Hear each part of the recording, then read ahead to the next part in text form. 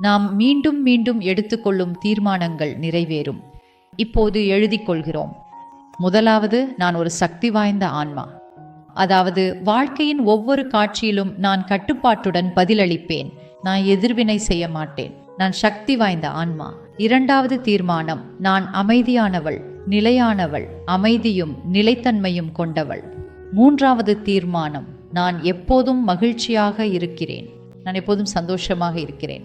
நான்காவது தீர்மானம், பயம் வந்தால் நான் அஞ்சாதவள், நான் அஞ்சாதவள், நான் கவலை இல்லாதவள். கவலை வந்தால் நாம் எப்படி பியான் வேண்டும் என்று நினைக்கிறோமோ அந்த தீர்மானங்களை நாம் எழுதி கொள்கிறோம். தீர்மானங்களை மீண்டும் மீண்டும் சொன்னால் அது நிறைவேறும். என் உடல் ஆரோக்கியமாகவும் நோயற்றதாகவும் உள்ளது மற்றும் எப்போதும் அப்படியே இருக்கும். ஒருபோதும் அந்த எண்ணம் வராது. நான் நோய்பட்டுவிட்டேன் என்ற எண்ணமே வராது. என் உடல் ஆரோக்கியமாகவும் நோயற்றதாகவும் எப்போதும் இருக்கும்.